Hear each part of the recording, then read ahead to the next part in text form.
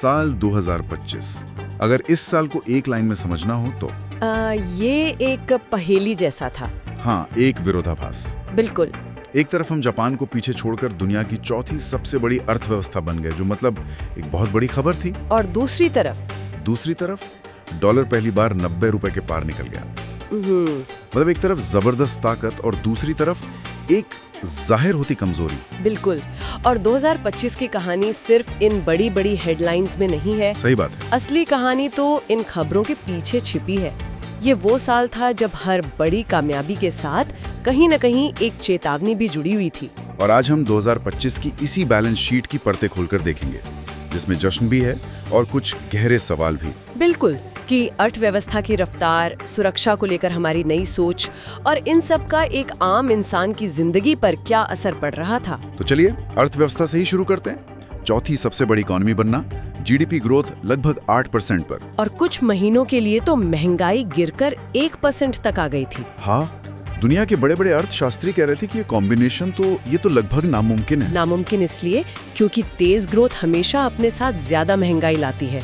Simple सा नियम है, डिमांड बढ़ती है, चीजें महंगी होती हैं। लेकिन 2025 में भारत ने इस नियम को जैसे तोड़ दिया। हाँ, और ये हमारी आर्थिक बुनियाद की मजबूती दिखा रहा था। पर जैसा आपने शुरू में कहा, कहानी का दूसरा पहलू भी था, और वो था रुपया। हाँ, रुपया, जिसने सबकी चिंता बढ़ा दी थी। साल शुरू हुआ तो $1 86 रुपए का था, और साल खत्म होते होते 90 के करीब पहुंच गया। तो ऐसा क्या हुआ? हमारी इकोनॉमी तो मजबूत हो रही थी, पर हमारा रुपया इतना कमजोर कैसे पड़ गया? इसकी वजह दिलचस्प बात यह है कि हमारे देश के अंदर नहीं, बाहर थी। अच्छा। सबसे बड़ा झटका तब लगा जब अमेरिका ने भारत से आने वाले कई सामानों पर 50% तक का टैरिफ लगा दिया। तो 50%? हाँ, और हमारी एक बड़ी ट्रेड डील पर बात चल रही थी, वो भी बीच में ही अटक गई। इसका सीधा असर विदेशी निवेशकों के भरोसे पड़ा। मतलब FIIs ने पैसा निकालना शुरू कर दिया। एग्जैक्टली, जिसे हम कैपिटल आउटफ्लो कहते हैं। जब फॉरेन इन्वेस्टर्स अपना पैसा डॉलर में वापस ले जाने लगते हैं, तो बाजार में डॉलर की मांग बढ़ जाती है और रुपए पर जबरदस्त प्रेशर आता है। बिल्कुल, और 2025 में यही हुआ। लेकिन एक मिनट, RBI के पास तो मतलब अरबों डॉलर का फॉरेक्स रिजर्व है। वो चाहते तो रुपए को 86 या 87 पर रोक सकते थे। उन्होंने ऐसा क्यों नहीं किया? ये एक बहुत ही दिलचस्प सवाल है। इसे हार मानना नहीं, बल्कि एक रणनीतिक चुनाव कह सकते हैं। रणनीतिक? हाँ, RBI ने देखा कि ये जो तूफान है, ये बाहरी वजहों से आया है और शायद लंबा चलेगा। ऐसे में अगर वो भंडार से अरबों डॉलर झोंक भी देते, तो भी रुपए को बस कुछ वक्त के लिए ही सहारा दे पाते। उन्होंने रुपए को पूरी तरह गिरने से तो बचाया, लेकिन उस बाहरी तूफान को गुजर जाने देने का फैसला किया। तो एक तरफ हमारी जीडीपी दुनिया को हैरान कर रही थी, और दूसरी तरफ हमारा रुपया हमें याद दिला रहा था कि हम वैश्विक समंदर की लहरों से अभी भी पूरी तरह महफूज नहीं है। एक तरफ हमारी अर्थव्यवस्था इन वैश्विक झटकों से जूझ रही थी, लेकिन दूसरी तरफ हम दुनिया को एक बहुत अलग तरह का झटका देने की तैयारी कर रहे थे। आप ऑपरेशन सिंदूर की बात कर रही हैं? जाहिर है, और इसकी जमीन 22 अप्रैल के पहलगाम हमले ने तैयार की थी। हाँ, वो हमला बहुत दर्दनाक था। और हमेशा की तरह पाकिस्तान ने कहा कि हमारा कोई हाथ नहीं है। लेकिन इस बार भारत का मूड बहुत अलग था। इस बार डॉसियर या कूटनीतिक दबाव की बात नहीं हुई। इस बार 7 और 8 मई की रात को सीधा एक्शन हुआ। जैसा किसी ने कहा था, भारत ने इस बार डॉसियर नहीं, मिसाइलें भेजी। और ये ऑपरेशन अपने आप में एक मिलिट्री केस स्टडी बन गया। इसे नॉन कॉन्टैक्ट वॉर का सबसे सटीक उदाहरण माना गया। नॉन कॉन्टैक्ट वॉर मतलब बिना किसी सैनिक को सीमा पार भेजे। हमारी स्पेस बेस्ड सर्वेलेंस, मतलब सैटेलाइट से मिली इंटेलिजेंस, बिल्कुल उसके दम पर किया गया। ये हमारी टेक्नोलॉजी की ताकत का एक जबरदस्त प्रदर्शन था। और ये सब हुआ कितनी देर में? मुझे याद है कि वक्त को लेकर भी सब हैरान थे। सिर्फ 22 से 23 मिनट के अंदर। बस? हाँ, बस।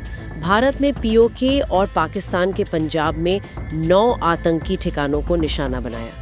ये लेटी, JEM और UM जैसे संगठनों के ट्रेनिंग कैंप्स और लॉन्च पैड थे। और भारत का आधिकारिक पक्ष क्या था? बहुत साफ। उन्होंने कहा कि ये एक केंद्रित और नपातुला ऑपरेशन था, और ये भी जोर देकर कहा कि किसी भी पाकिस्तानी फौज के ठिकाने या नागरिक इलाके को छुआ तक नहीं गया। लेकिन पाकिस्तान की कहानी तो जाहिर है बिल्कुल अलग थी। बिल्कुल। उन्होंने दुनिया को बताया कि भारत ने मस्जिदों और रिहायशी इलाकों पर बम बरसाए हैं, जिसमें 30 से ज्यादा आम लोग मारे गए। जिसे भारत ने प्रोपेगेंडा कहा। हाँ, उसे प्रोपेगेंडा कहकर खारिज कर दिया गया, लेकिन इसका असर जमीन पर जरूर दिखा। LOC पर गोलाबारी बढ़ गई, ड्रोन हमले आम हो गए और कुछ सीमावर्ती गांव से लोगों को हटना भी पड़ा था। सही कहा, पर ऑपरेशन सिंदूर का असली असर जमीनी नहीं, रणनीतिक था।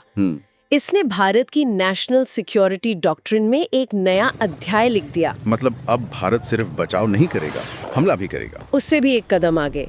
अब भारत सिर्फ बदला नहीं लेगा, बल्कि भविष्य के हमलों को रोकने के लिए एक मिसाल कायम करेगा। अच्छा, इसे कहते हैं डिटरेंस बाय पनिशमेंट। संदेश साफ था, अब हर आतंकी हमले की एक कीमत होगी जो सीधे स्पॉन्सर करने वालों से वसूली जाएगी। 7 मई की रात भारत ने दुनिया को दिखाया कि वो आसमान से क्या कर सकता है। और ठीक 1 महीने बाद 12 जून की दोपहर उसी आसमान ने हमें हमारी एक बड़ी कमजोरी का एहसास कराया।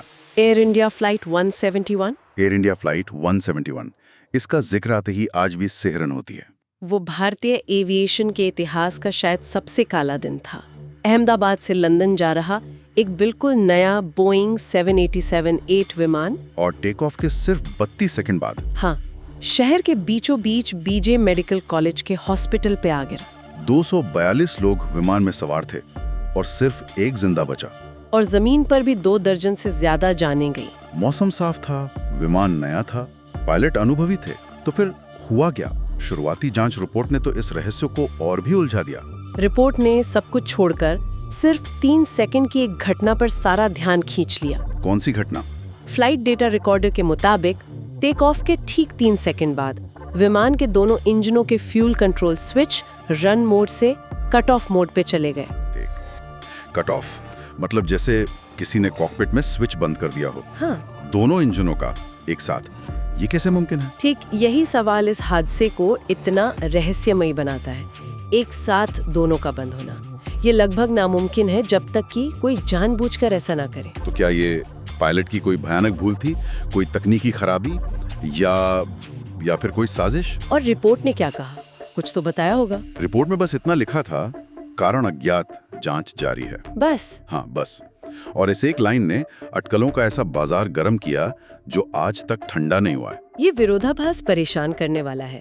ऑपरेशन सिंदूर ने दिखाया कि हम हवा में दुश्मन को मार सकते हैं, लेकिन AI-171 ने सवाल पूछा, क्या हम हवा में अपने लोगों को सुरक्षित रख पा रहे हैं? जमीन पर तनाव, आसमान में त्रासदी, लेकिन एक जगह थी जहां 2025 में भारत सिर्फ ऊपर और ऊपर जा रहा था, और वो था अंतरिक्ष। बिल्कुल।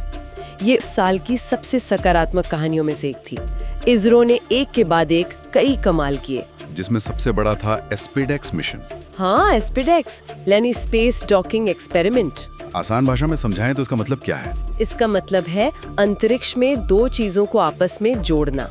जैसे फिल्मों में दिखाते? हाँ, कुछ वैसा ही। ISRO ने PSLV C-60 रॉकेट से 2 छोटे सैटेलाइट लॉन्च किए और फिर ऑर्बिट में उन्हें सफलतापूर्वक एक दूसरे से जोड़ा।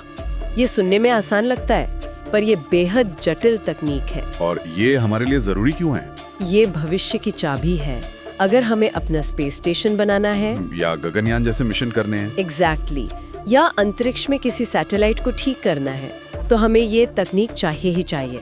एस्पेडेक्स ने साबित कर दिया कि अब हम ये कर सकते हैं। ये अंतरिक्ष में आत्मनिर्भरता की तरफ एक बहुत बड़ा कदम था। बिल्कुल। और सिर्फ यही नहीं, क्रॉप्स 1 मिशन भी था, जहां जीरो ग्रेविटी में खेती करने पर रिसर्च शुरू हुई।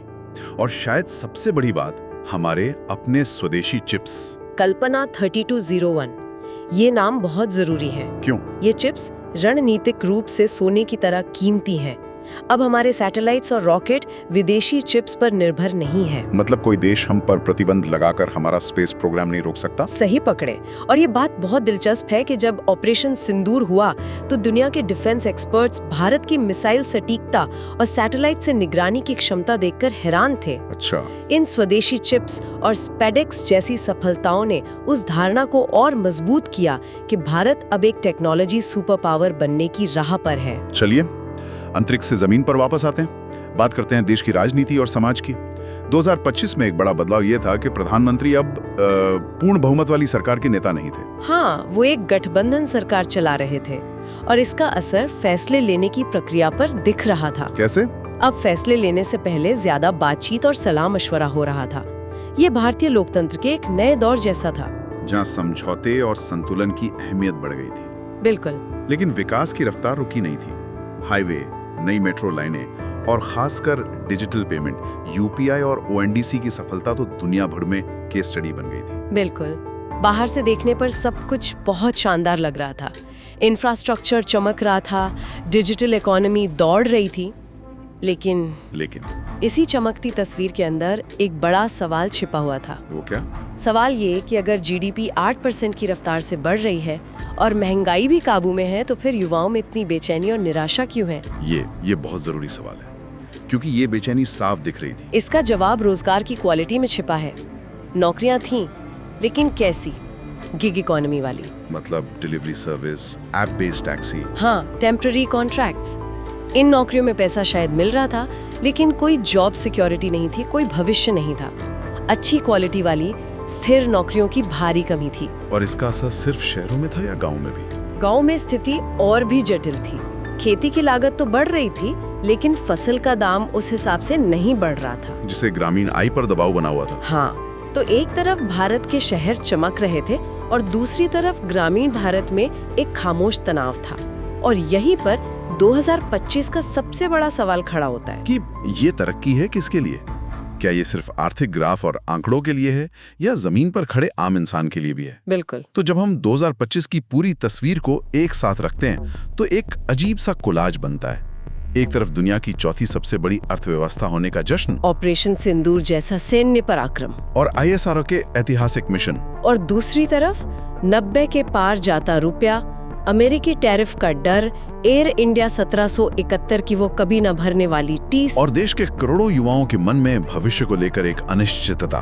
तो अगर सब कुछ समेटें तो एक सबक ये लगता है कि 2025 ने दुनिया को बता दिया कि भारत अब अपनी शर्तें खुद लिख रहा है। हाँ, चाहे वो अर्थव्यवस्था हो या रक्षा, हम अब सिर्फ दुनिया के नियमों पर चलने वाले देश नहीं, बल्कि नियम बनाने वालों में से एक है। बिल्कुल। और मेरे हिसाब से इसका एक दूसरा और शायद ज्यादा जरूरी पहलू भी है।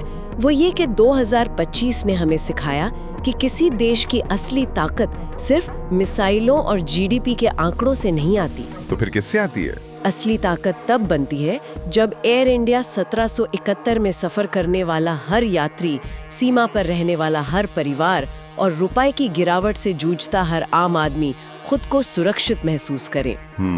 जब तक विकास और सुरक्षा का फायदा आखिरी इंसान तक नहीं पहुंचता, तब तक हमारी बैलेंस शीट हमेशा अधूरी रहेगी। तो 2025 की ये कहानी हमारे लिए एक सोचने वाला सवाल छोड़ जाती है। जब किसी देश की बैलेंस शीट में कामयाबी और नाकामी, गौरव और दुख दोनों इतने चरम पर हों, तो उसकी असली सफलता को किस पैमाने पर मापा जाना चाहिए? उसकी ताकत के शिखर से या उसके सबसे कमजोर नागरिक की भलाई से? इसी विचार के साथ आज के लिए बस इतना ही। जल्द मिलेंगे कुछ और महत्वपूर्ण जानकारियों के विश्लेषण के साथ।